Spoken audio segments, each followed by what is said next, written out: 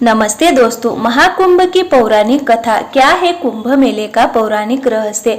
जय श्री कृष्ण। दोस्तों, कुंभ मेला भारतीय संस्कृति और अध्यात्म का सबसे बड़ा उत्सव है। यह केवल धार्मिक आयोजन नहीं बल्कि एक ऐसा पर्व है जिसमें लाखों लोग अपनी आस्था और विश्वास के साथ भाग लेते हैं। कुंभ मेले का आयोजन हर 12 वर्षों में 4 पवित्र स्थानों प्रयागराज, हरिद्वार, उज्जैन और नासिक पर होता है। इन स्थानों का पवित्र इसलिए माना जाता है क्योंकि यह समुद्र मंथन से प्राप्त अमृत की बूंदें गिरी थी। कुंभ मेले की कथा का संबंध समुद्र मंथन से है, तो आइए जानते हैं क्या है कुंभ मेले का पौराणिक रहस्य।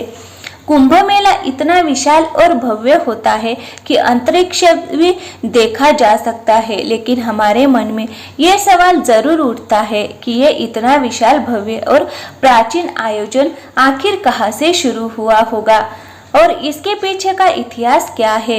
क्या इसका उल्लेख भारतीय वेदों, पुराणों और धर्म ग्रंथों से मिलता है या फिर इसके पीछे कोई और गहरी और रहस्यमय कहानी छिपी है। और सबसे रोचक और आश्चर्य वाली बात यह है कि कुंभ के शाही स्नान का पहला अधिकार केवल नागा साधुओं को दिया जाता है, जबकि अन्य साधु संतों को उनके बाद स्नान करने का अवसर मिलता है। इस विशेष परंपरा के पीछे एक अद्भुत इतिहास छिपा है जो नागा साधुओं को इतना विशिष्ट और सम्माननीय बनाता है। महाकुंभ का आयोजन प्रयागराज के त्रिवेणी संगम पर होता है, जहां गंगा, यमुना और सरस्वती नदियों का संगम माना जाता है। लेकिन यहाँ केवल गंगा और यमुना ही दिखाई देती है। आखिर सरस्वती नदी क्यों नहीं दिखाई देती? तो क्या कलयुग में सरस्वती नदी अदृश्य हो गई? ये केवल एक धार्मिक मान्यता है या इसके पीछे कोई गहरा धार्मिक रहस्य या वैज्ञानिक रहस्य छिपा हुआ है? और प्रयागराज में स्थित अक्षयवट, जिसे अमर वृक्ष माना जाता है, जो सृष्टि के विकास और प्रलय का साक्षी रहा है, इसके पीछे का इतिहास और महत्व क्या है? 2025 के महाकुंभ में भारत के 13 प्रमुख अखाड़े हिस्सा लेने वाले अखाड़ों का इतिहास और उनका महत्व क्या है? इन सभी सवालों का जवाब और महाकुंभ के अनसुने रहस्य को जानने के लिए हमारे साथ अंत तक जुड़े रहिए, क्योंकि ये केवल एक मेला नहीं बल्कि आस्था, विश्वास और संस्कृति का संगम है। प्राचीन ग्रंथों में कुंभ मेले का स्पष्ट उल्लेख नहीं मिलता, फिर भी इसे भारत का सबसे बड़ा तीर्थ माना जाता है। यही नहीं, इसे यूनेस्को ने मानवता की सांस्कृतिक विरासत की सूची में भी शामिल किया है, जो इसकी ऐतिहासिक और सांस्कृतिक महत्व को दर्शाता है। कुंभ संस्कृत का ऐसा शब्द है जिसका अर्थ होता है कलश या घड़ा। लेकिन अब सवाल ये उठता है कि अगर कुंभ केवल पानी का घड़ा है तो ये इतना बड़ा और विश्वविख्यात त्योहार कैसे बन गया? दोस्तों, इस वीडियो में हम आपको महाकुंभ के आरंभ से लेकर अभी तक की पूरी यात्रा के बारे में बताएंगे। कुंभ मेले के इतिहास को समझने के लिए हमें 2 प्रमुख पौराणिक कथाओं को जानना होगा जो इस पर्व की गहराई और महत्व को उजागर करती है। तो दोस्तों, आइए सुनते हैं महाकुंभ मेले की पहली कथा। नंबर 1, ये कथा सर्पों और गरुड़ देव के बीच की है, जो ऋषि कश्यप और उनकी 2 पत्नियों कद्रु और विंता से जुड़ी है। कद्रु और विंता आपस में 2 बहनें थी और ऋषि कश्यप की पत्नियां भी थी। एक दिन कद्रु ने ऋषि कश्यप से वरदान मांगा कि उसे 1000 विषैले और शक्तिशाली पुत्र चाहिए। ऋषि कश्यप ने तथास्तु कहा और कद्रु को 1000 अंडे प्राप्त हुए। ये देखकर विंता ने भी वरदान मांगा कि भले ही उसके पुत्र कम हो, लेकिन वो कद्रु के पुत्रों से अधिक शक्तिशाली हो। ऋषि कश्यप ने उन्हें भी तथास्तु कहा और विंता को 2 बड़े अंडे प्राप्त हुए। समय बीतने के साथ साथ कद्रु के 1000 अंडे फूट गए और उनमें से सांप उत्पन्न हुए। उन सर्पों की मां कद्रु को माना गया। दूसरी ओर विंता के अंडे नहीं फूट रहे थे और उत्सुकता में उसने एक अंडा समय से पहले ही फोड़ दिया। उसमें से एक अधूरा जीव उत्पन्न हुआ जिसका शरीर कमर तक ही विकसित हुआ था। वह जीव गुस्से में बोला, माँ, आपने मेरे साथ ये अन्याय किया है, लेकिन कृपया आप दूसरे अंडे के साथ ऐसा मत कीजिएगा। वह वह जीव उड़ गया और उसका नाम अरुण रखा गया। आगे चलकर वह सूर्य देव का सारथी बना। एक दिन कद्रू और विंता ने सूर्य देव के सफेद घोड़े को देखकर शर्त लगाई। विंता ने कहा कि यह घोड़ा पूरी तरह सफेद है, जबकि कद्रू ने कहा कि उसकी पूंछ काली है। यह शर्त उनकी प्रतिष्ठा पर आ गई और तय हुआ कि जो भी हार जाएगा उसे दासी बनना पड़ेगा। कद्रू ने अपने नाग पुत्रों से कहा कि वो सूक्ष्म रूप धारण कर घोड़े की पूंछ से चिपक जाए ताकि वह काली दिखाई दे। नागों ने ऐसा ही किया और कद्रू शर्त जीत गई। विंता को हार मानकर दासी बनना पड़ा। कुछ समय बाद विंता के दूसरे अंडे से एक शक्तिशाली जीव निकला, जिसका चेहरा गरुड़ पक्षी जैसा था और शरीर मनुष्य जैसा था। उसका नाम गरुड़ रखा गया। जब गरुड़ ने देखा कि उसकी माँ विंता कद्रू और उनके 1000 सर्प पुत्रों की दासी बन चुकी है, तो उसने अपनी मां को मुक्त कराने का संकल्प लिया। गरुड़ ने सर्पों से विंता को मुक्त कराने का उपाय पूछा, तो सर्पों ने कहा, अगर तुम वैकुंठ से अमृत कलश लाकर हमें दे दो तो हम तुम्हारी मां को मुक्त कर देंगे। गरुड़ ने यह शर्त मान ली। वैकुंठ धाम पहुंचकर गरुड़ ने अमृत कलश प्राप्त किया। देवताओं ने उन्हें रोकने की कोशिश की, लेकिन गरुड़ अपनी अद्वितीय शक्ति के बल पर सफल रहे। विष्णु जी ने गरुड़ को रोका और उनसे पूछा, तुम इस कलश को क्यों ले जा रहे हो, जबकि इसे खुद ग्रहण नहीं कर रहे। गरुड़ ने अपनी मां को मुक्त कराने की व्यथा सुनाई। विष्णु जी ने गरुड़ से कहा, अगर मैं तुम्हें ये कलश ले जाने दूं तो तुम हमेशा के लिए मेरे वाहन बनोगे। गरुड़ ने इस शर्त को स्वीकार लिया। गरुड़ ने अमृत कलश सर्पों के पास पहुंचाया, लेकिन विष्णु जी ने अपनी मायावी शक्ति से अमृत कलश को वहां से गायब कर दिया। गरुड़ ने अपनी मां को दास्ता से मुक्त कराया। इस यात्रा के दौरान गरुड़ पर इंद्र ने कई बार हमला किया, लेकिन वो असफल रहे। अमृत कलश से अमृत की कुछ बूंदें हरिद्वार, प्रयागराज, उज्जैन और नासिक पर गिरी। यही कारण है कि इन 4 पवित्र स्थलों पर कुंभ मेले का आयोजन होता है। महाकुंभ से जुड़ी सबसे लोकप्रिय दूसरी कथा है समुद्र मंथन की, जिसे देवताओं और असुरों के बीच हुआ एक महान प्रयास माना जाता है। नंबर 2, विष्णु पुराण के अनुसार एक बार दुर्वासा ऋषि ने एक दिव्य माला बनाई और इसे देवराज इंद्र को भेंट किया, लेकिन इंद्र अपने अहंकार में डूबे हुए थे और उन्होंने उस माला को अपने ऐरावत हाथी के मस्तक पर रख दिया। ऐरावत ने वह माला जमीन पर गिरा दी और अपने पैरों से कुचल डाला। महर्षि दुर्वासा ने इसे अपना अपमान समझा और क्रोधित होकर इंद्र को श्राप दे दिया कि उनका वैभव नष्ट हो जाएगा और सभी देवता अपनी शक्तियों को खो देंगे। इस शाप के बाद देवता कमजोर हो गए और असुरों से पराजित हो गए। अपने वैभव और शक्तियों को पुनः प्राप्त करने के लिए ब्रह्मा जी ने देवताओं को सुझाव दिया कि वो असुरों के साथ मिलकर समुद्र मंथन करे। इस मंथन से अमृत निकलेगा, जिसे ग्रहण कर वो अमर हो जाएंगे।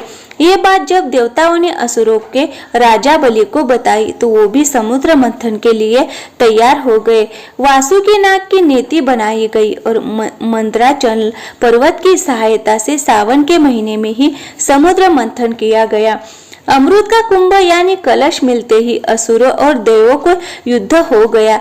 वामन पुराण के अनुसार आचार्य बृहस्पति ने इंद्र के पुत्र जयंत को संकेत दिया कि वह अमृत कुंभ लेकर भाग जाए। दैत्य अमृत कुंभ के लिए उसका पीछा 12 दिन तक करते रहे, जो कि 12 वर्षों के बराबर था, क्योंकि उस समय पृथ्वी का 1 वर्ष देवताओं के 1 दिन के बराबर था। युद्ध के समय अमृत कुंभ से त्रिलोक के 12 स्थानों पर अमृत के बूंदे गिरी।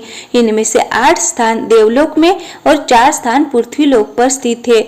हरिद्वार, प्रयागराज, उज्जैन और नासिक यही वो पवित्र स्थान है जहां अमृत की बूंदों के कारण कुंभ मेले का आयोजन शुरू हुआ।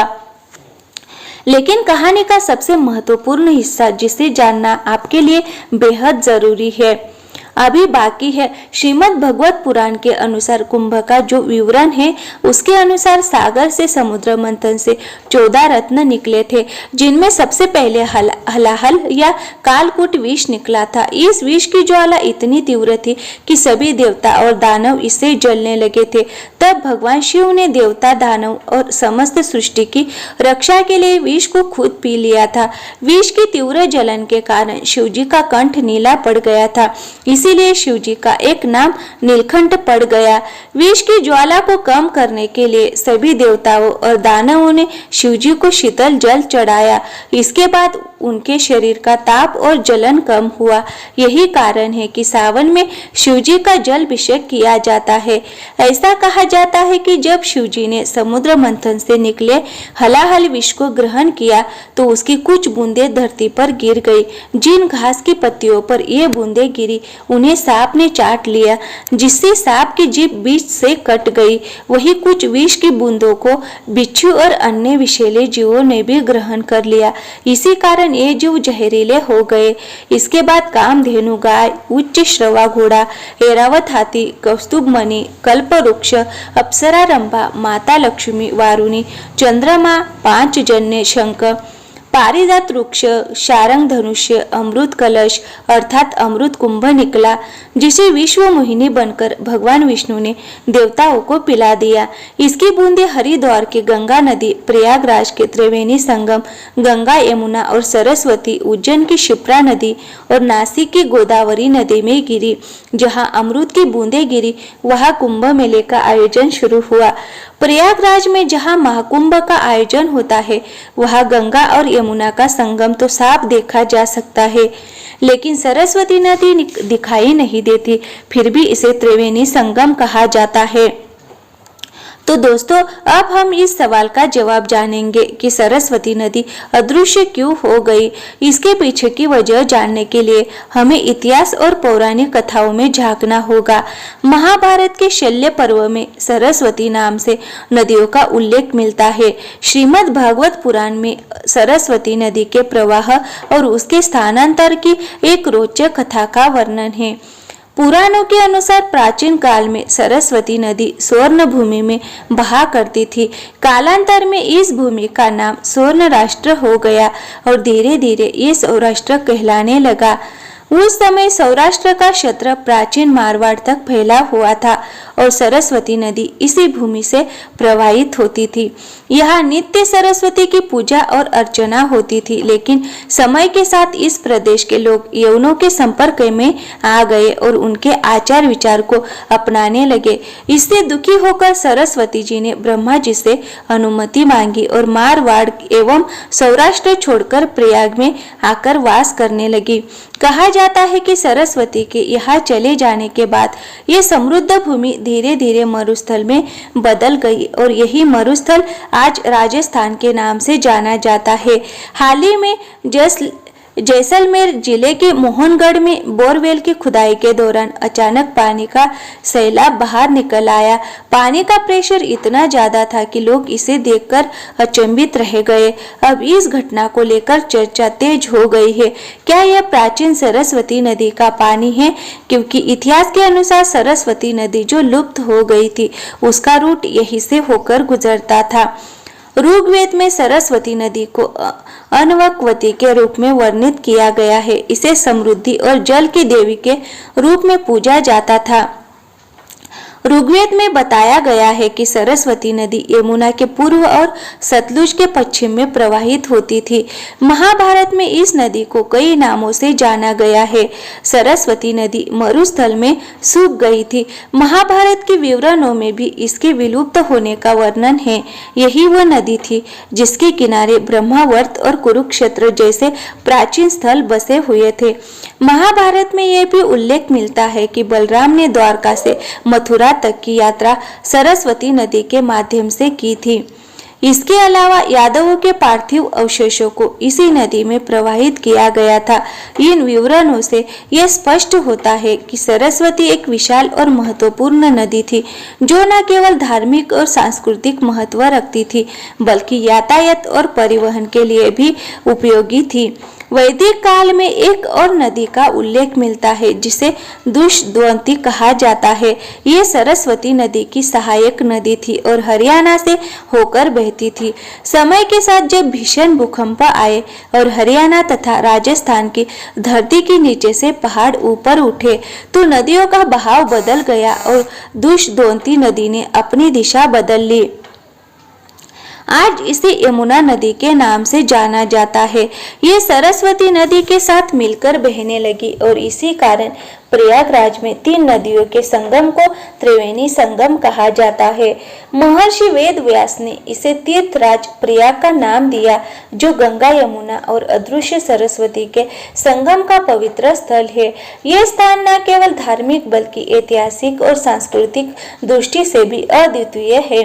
प्राचीन ग्रंथों में कुंभ का अर्थ है केवल एक साधारण कलश है, लेकिन यही साधारण शब्द दुनिया का सबसे बड़ा धर्म और संस्कृति का अमर प्रतीक बन गया।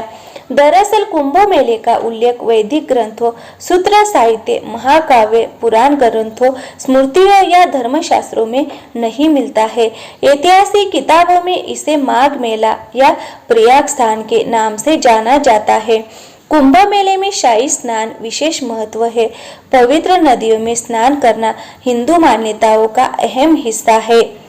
2025 में कुंभ मेला प्रयागराज में आयोजित किया जा रहा है। इसकी शुरुआत 14 जनवरी 2025 को मकर संक्रांति से होगी और ये 25 अप्रैल 2025 तक चलेगा। इस दौरान करोड़ों श्रद्धालु संगम में स्नान करेंगे और मोक्ष की कामना करेंगे।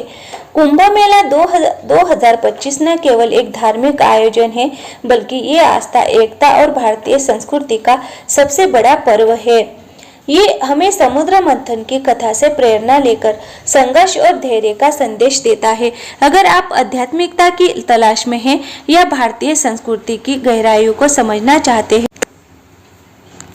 तो कुंभ मेला 2025 में भाग लेना एक अद्भुत अनुभव होगा। जय श्री कृष्ण दोस्तों, अगर आपको महाकुंभ की ये जानकारी अच्छी लगी हो तो कृपया कमेंट करके जरूर बताएं। वीडियो पसंद आया हो तो लाइक करें और अपने दोस्तों के साथ शेयर जरूर करें। कमेंट बॉक्स में जय श्री कृष्ण लिखना बिल्कुल भी ना भूलें दोस्तों। और ऐसी ही और भी बहुत सारी कहानियाँ सुनने के लिए हमारे चैनल को सब्सक्राइब जरूर करें। थैंक यू, धन्यवाद।